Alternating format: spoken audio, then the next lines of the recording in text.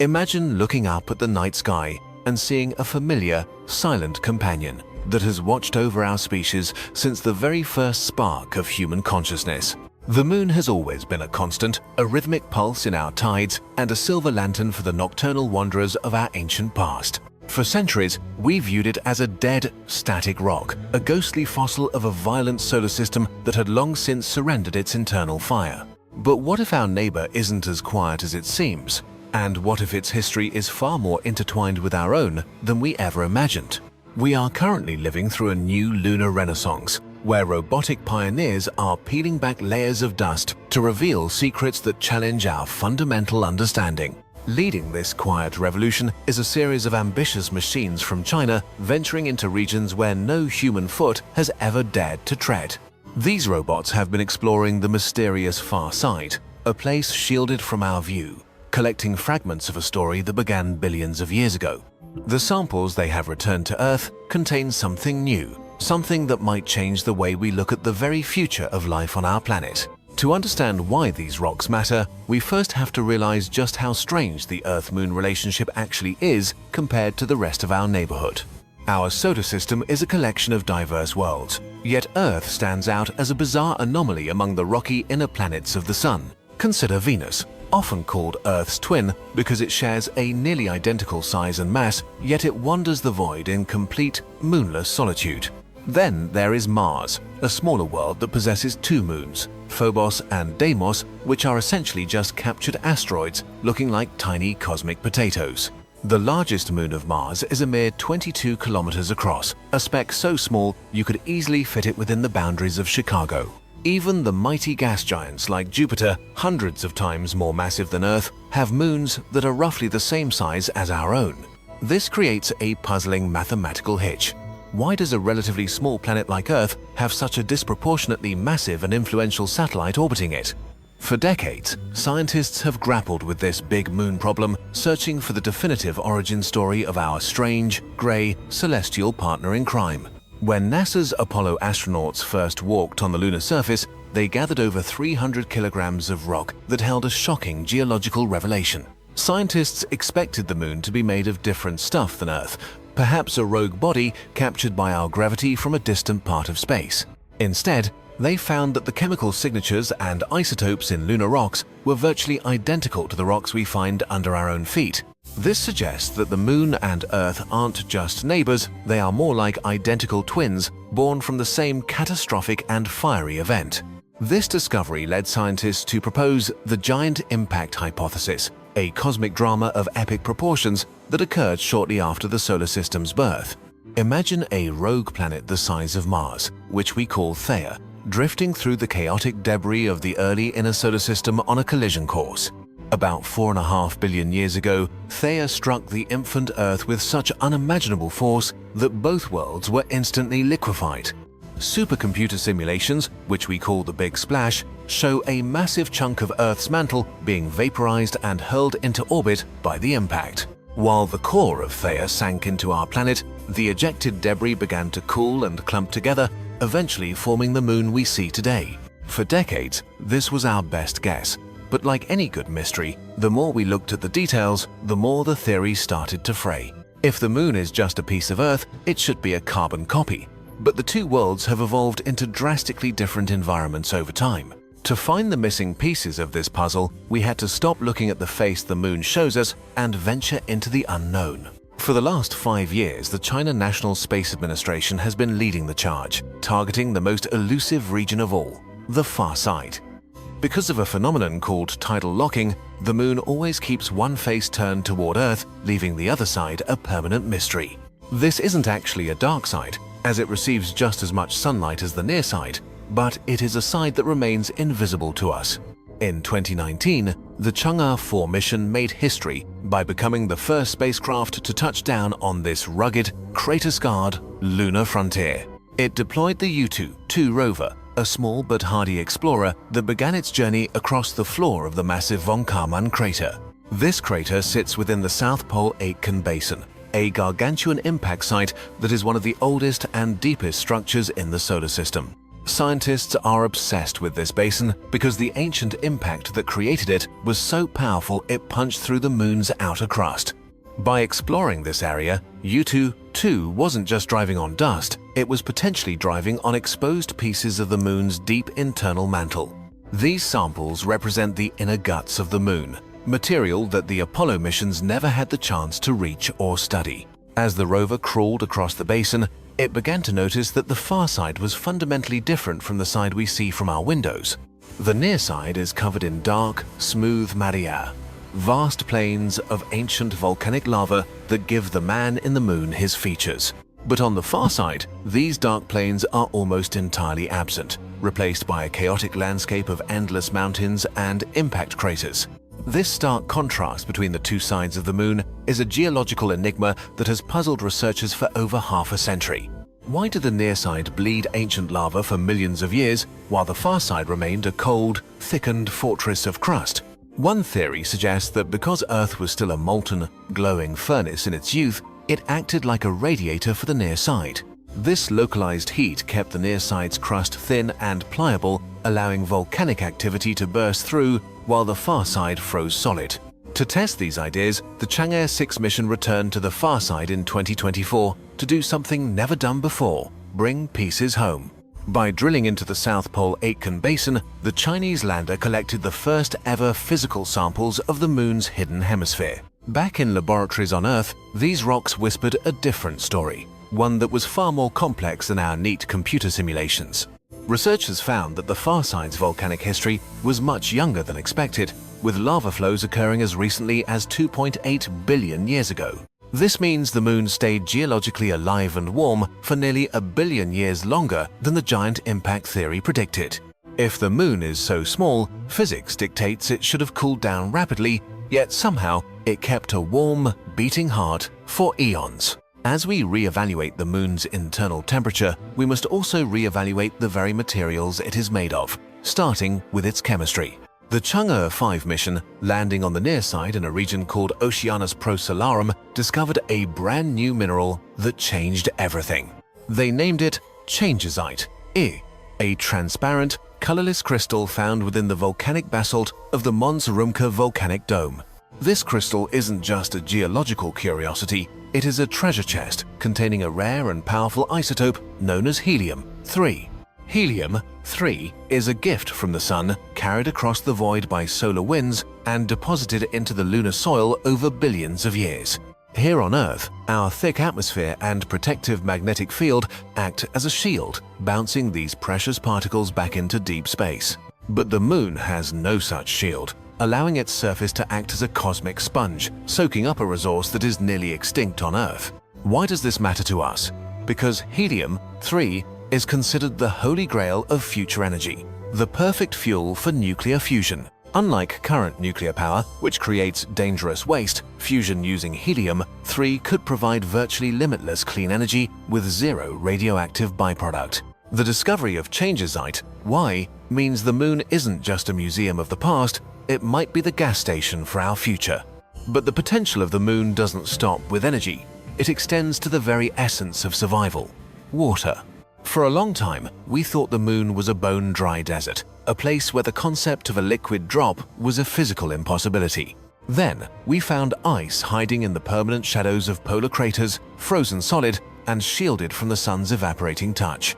However, Chang'e 5 recently found something even more surprising: water molecules trapped inside minerals right in the sunlit regions. They discovered a new mineral named ULM1, a hydrated salt where water is chemically bonded into the crystal structure itself.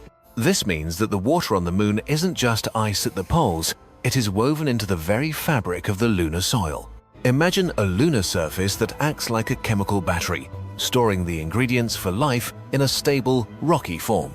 If we can extract this water, we can breathe it as oxygen, drink it as liquid, and even refine it into rocket fuel. This discovery fundamentally changes the map of where we can build, suggesting that a moon base could theoretically exist anywhere. We no longer have to huddle in the dark, frozen shadows of the South Pole to sustain a human presence. This shift from exploration to habitation is exactly what the Chinese Space Agency is preparing for right now. While NASA's Apollo missions were like short camping trips, the current robotic missions are like surveyors planning a permanent city. They are testing the soil, mapping the lava tubes, and measuring the radiation to ensure that the moon can host life. This brings us to a strange moment in the U-2 mission that captured the world's imagination and reminded us of our own biases. In late 2021, the rover spotted a strange geometric shape on the horizon, a perfect cube standing out against the curved hills. For a few weeks, the internet buzzed with talk of alien monoliths and mystery huts, our minds racing to fill the void. It was a classic case of pareidolia, the human tendency to see familiar patterns and structures where none actually exist. As the rover crawled closer, the monolith was revealed to be nothing more than a jagged, solitary rock and a trick of shadow. It was a humbling reminder that on the moon, the most mundane things can look miraculous through the lens of our expectations. But even if there are no alien huts, the actual geological reality the robots are finding is far more alien than we imagined. Beyond the geological mysteries and the search for water, the Chinese Lunar program is rewriting the very timeline of our solar system. We used to think the moon was geologically dead, a silent tomb that ceased all activity billions of years ago. But the samples brought back by Chungaite 5 from the Ocean of Storms are surprisingly young, dating back only 2 billion years. This suggests that the moon was volcanically active much longer than we thought, challenging our models of how small planets cool. To keep a world that small warm enough for liquid lava for so long requires a heat source we haven't fully identified. Is it possible that radioactive elements deep within the lunar mantle acted as a slow-burning nuclear furnace for billions of years? Or perhaps the gravitational tug-of-war with Earth provided enough tidal heating to keep the moon's interior from freezing solid? These aren't just academic questions, they are fundamental to understanding how rocky planets, including our own, sustain their geological life. While the robots work to solve these puzzles, they are also serving as the vanguard for a permanent human presence. China is currently developing the International Lunar Research Station, a vision of a shared, multinational hub for science and industry. This isn't just about planting a flag, it's about creating a sustainable ecosystem where humans can live and work for months. To do this, we must master the art of in situ resource utilization, learning to live off the land in a hostile vacuum. The Chinese missions are already testing whether lunar soil can be 3D printed into bricks to build protective shelters for astronauts. By using the moon's own dust, we can build massive structures without the impossible cost of hauling every brick from Earth.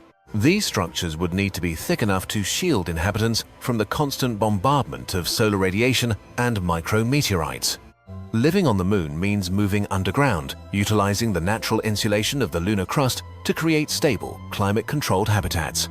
Every robotic landing is a data point, a rehearsal for the moment a human heart beats inside a permanent lunar colony. The moon is no longer just a destination for a quick visit, it is becoming the 8th continent of the Earth. This shift represents a profound moment in our history, where we transition from a single planet species to a truly spacefaring one. But as we look toward this bright future, we must also confront the dark, unsettling mysteries that the moon still hides. As we push deeper into the lunar frontier, we are forced to confront the limits of our own knowledge and the biases of our instruments. For decades, our understanding of the moon was based on a few samples from a tiny equatorial patch, like judging a whole planet by its backyard. The Chinese rovers have shown us that the moon is not a uniform ball of dust, but a complex, asymmetric world with a split personality. This asymmetry, the near-side-far-side paradox, suggests that something fundamental happened during the moon's formation that we still don't understand. Was it a second, smaller moon that slowly collided with the backside, splashing its material across the surface like a celestial coat of paint? Or did the Earth's intense radiation during the early Hadean eon push the moon's internal fluids toward the far side, creating a thicker crust? These questions remind us that the more we learn about our partner in space, the more mysterious and alien it actually becomes. We often speak of conquering the moon, but in reality, we are just beginning to listen to the story it has been trying to tell. This story is written in the crystals of Chungaite and the hydrated salts of ULM1, waiting for us to decode the chemical language. If the moon was active for billions of years, it means the window for life-sustaining conditions in our solar system is wider than we thought. It suggests that even small, seemingly dead worlds can harbor the energy and resources needed to support the long-term survival of a civilization. But as the robotic population on the Moon grows, we must ask ourselves a difficult question. Who does the Moon actually belong to? With the discovery of helium-3 and water, the Moon is no longer just a scientific laboratory. It is the most valuable real estate in the sky. We are entering an era of lunar geopolitics, where the competition for resources could mirror the colonial expansions of our own terrestrial history. Will the Moon be a sanctuary of international cooperation, or will it become a new battlefield for the same old human conflicts? China's rapid progress has spurred a new space race, with NASA's Artemis program and private companies all vying for a piece of the lunar pie. This competition is accelerating our technology, but it also risks turning the quiet, pristine lunar wilderness into an industrial zone. Every rover track and every drill hole is a permanent mark on a world that has remained untouched for millions of human generations. We are the first generation of humans to possess the power to fundamentally change another world, for better or for worse. As we stand on the threshold of this new existence, we must decide what kind of neighbors we want to be to our silent companion. As we stand on the precipice of this new era, we realize that the Moon is more than just a satellite. It is a mirror reflecting our own evolution. Every discovery made by our robotic proxies, from the water in ULM-1 to the energy in Helium-3, is a bridge to a future we once thought was science fiction. The rocks returned from the far side haven't just answered old questions, they have invited us into a deeper, more profound mystery about our origin.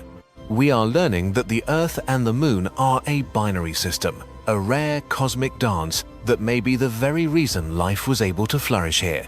Without the Moon's gravitational stabilizing hand, the Earth's tilt would wobble violently, creating a chaotic climate that might have choked out the first cells. We owe our existence to this big, grey partner, and now, for the first time in history, we have the chance to return the favor by visiting its silent shores. The Chinese robots continue their lonely vigil, crawling across the dust, beaming back data that will guide the first permanent settlers to their new home. They have shown us that the Moon is not a dead end, but a gateway, a stepping stone to the rest of the solar system and the stars beyond. Soon, the silence of the lunar plains will be broken not by the whirring of motors, but by the sound of human voices and the laughter of children.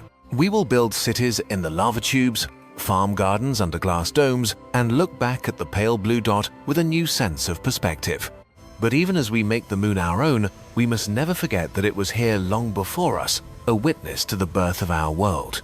It will remain there long after we are gone, carrying the scars of our ambition and the footprints of our curiosity for eternity.